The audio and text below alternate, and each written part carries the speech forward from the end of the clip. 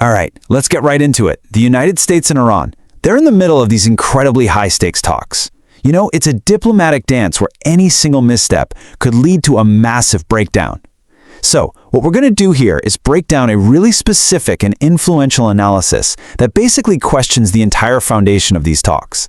We're going to look at the argument that diplomacy is actually a trap, and that a much more aggressive path is what's needed. So at the very heart of any possible deal is this one really clear, non-negotiable red line from President Trump. It's the stated goal, the bare minimum for any agreement to even be on the table. Seems simple enough, right? Well, the analysis we're about to dig into suggests it is way more complicated than that.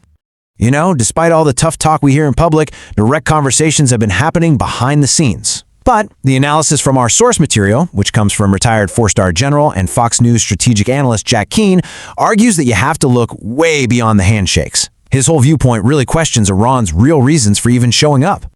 According to this viewpoint, Iran isn't negotiating in good faith to give up its nuclear dreams. No.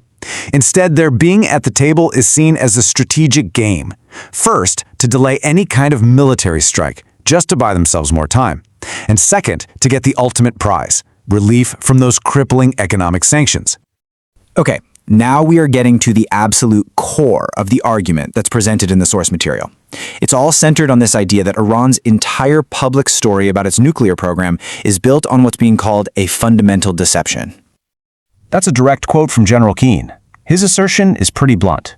Iran's claim that it's just pursuing nuclear energy for peaceful reasons is a total cover story for their real, unshakable goal, which he says is developing a nuclear weapon. And to back this up, the analysis points to this number, less than 1%.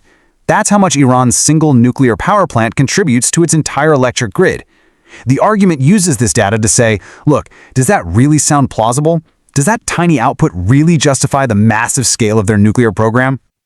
And it doesn't stop there. The argument then points to all this as further proof of what it calls Iran's real intentions. You've got secret nuclear sites, the continued use of advanced centrifuges, and ongoing uranium enrichment, all of which are presented as things that just don't line up with a country trying to power its cities.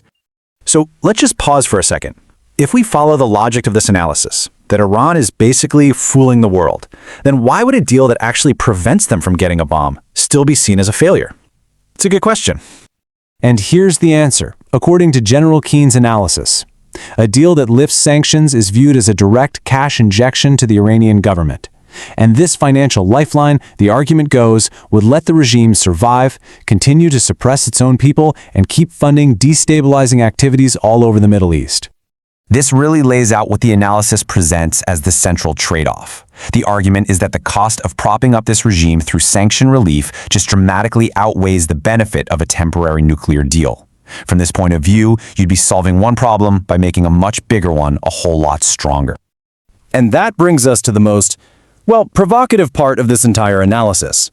If diplomacy is just a trap, what's the alternative? The source proposes a completely different road. I mean, really think about that for a second. If you toss the diplomatic route out the window, what other option is even left on the table that could possibly achieve the goal of a non-nuclear Iran? This phrase from the source is the absolute key to understanding the alternative strategy. The argument is that this moment right now isn't a crisis to be managed, but a unique, historic opportunity to be grabbed. An opportunity that's only there because the Iranian regime is seen as being uniquely vulnerable. And here's why it's considered historic. The source argues that years of this maximum pressure campaign have left the Iranian government weaker than it's ever been. It's this perceived weakness across the board, politically, economically, and militarily, that becomes the foundation for a much more aggressive strategy. So this all leads to a pretty stark conclusion in the analysis, that the military option shouldn't be seen as the last resort, but as the best and most effective way to achieve what it calls a permanent strategic victory. As General Keane describes it, the plan would be a massive two-part operation. First, a huge defensive effort to protect U.S. and allied assets from the counterattack you know is coming from Iran. And at the same time, a comprehensive offensive campaign designed to degrade and literally dismantle the entire infrastructure that keeps the regime in power. And the analysis is crystal clear about the ultimate endgame here. The goal of this military action wouldn't just be to take out nuclear sites. The bigger strategic objective would be to cripple the regime's ability to even govern, creating the conditions for its own people, or maybe internal factions, to cause its collapse. So what's the potential payoff for a strategy with risks this high? Well, nothing short of a complete geopolitical reset. The analysis concludes that the fall of the current Iranian government could create something that has seemed impossible for decades, the chance for an enduring peace in the Middle East. And that leaves us with the ultimate question that this analysis puts on the table. Is the military option a calculated risk that offers a historic shot at positive change, like the source suggests? Or is it a massive gamble that could kick off a devastating regional war with consequences none of us can even imagine? That is the stark choice at the very heart of this debate.